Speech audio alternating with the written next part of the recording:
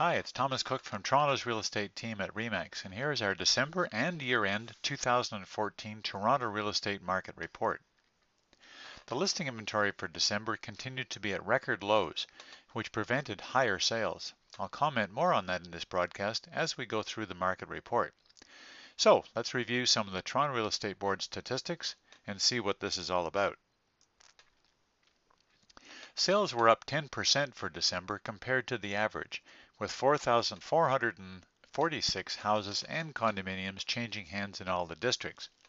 Condo, townhouse, and high-rise suites increased their share of the market to 36.7%, as they usually do in December, with 1,631 units being sold. The December average sale price for all GTA homes came in at $556,602, up 7% from 2013. The active listing inventory is one of the strongest indicators of how smooth or outrageous the market's going to be.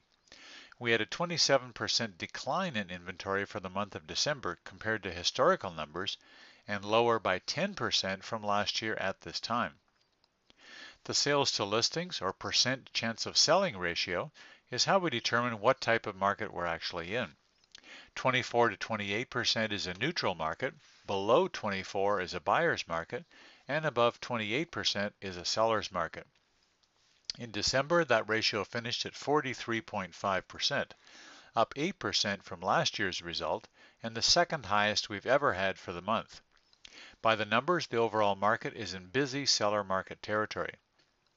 The days on market average for the entire Toronto Real Estate Board was 32, 8 days slower than in November. There's still higher buyer demand than the number of available listings can handle.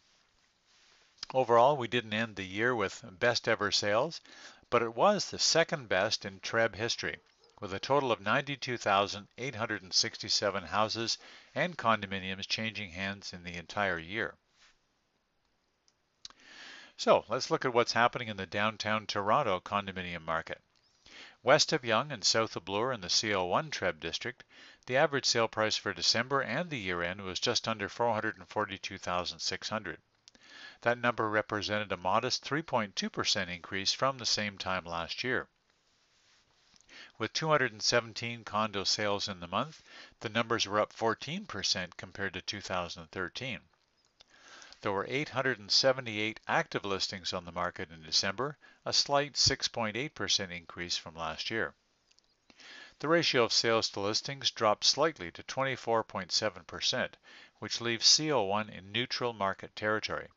And the average days on market came in at 40, which was 8 days slower than in November. Now, east of Yonge and south of Bloor in the CO8 TREB district, the average sale price for the month and year-end was just over $439,700. That number represented a vigorous 8.2% increase from December of 2013. And with 71 condo sales in the month, the numbers were 10% lower than last year. There were 236 active listings on the market in December, 6% below 2013. The ratio of sales to listings dropped back to 30.1% in December. That number puts CO8 just barely into seller market territory. The average days on market came in at 32, 1 day slower than last month. Throughout the entire year, 3,551 condos were sold in CO1, up 13.5% or 422 suites from 2013. This seems to be quite a small turnover increase compared to the number of new units which were completed and registered throughout the CO1 district last year. This is actually good news for the condo market because it shows there's not a rush to sell new suites once they're finished and occupied. This conclusion is backed up by the fact that throughout the entire Toronto Real Estate Board, only 2,000 additional condos were sold in 2014 compared to 2013. While there were over 20,000 new suites delivered by builders to their new owners. So what do we think will be the defining or memorable events affecting real estate in Toronto and the GTA over the next 12 months?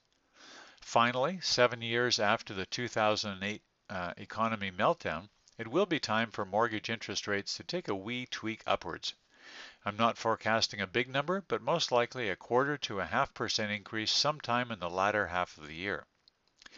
It definitely will continue to be a seller's market in Toronto, although less so throughout the GTA communities surrounding the centre, mainly due to a lack of listing inventory.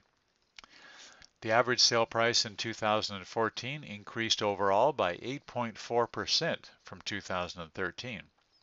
We've only had 2 other years, 2007 and 2010, which had higher appreciation levels during the year. I'd expect that the appreciation number for 2015 will be in the 6 to 7% range over the entire year. Although condominium price appreciation west of Yonge in the CO1 district was just 3.2%, sales were brisk and there certainly was no big influx of new listings on the market. It was nice and steady, which is the way we like it. As more and more new condos get built downtown, the better and better people like it, except maybe for the increased vehicle traffic. Having more pedestrians out on the sidewalks helps to bring in lots of businesses, which makes a neighborhood more exciting, which then makes living downtown even more attractive. That momentum is definitely happening. Expect to see lots more boomers exchanging their suburban lifestyle for a more exciting one downtown as the year and this decade continue. So what's the best way to make your first baby step into Toronto's real estate market? The best first step is to go on a market experience tour of condo or house neighborhoods with one of our team members.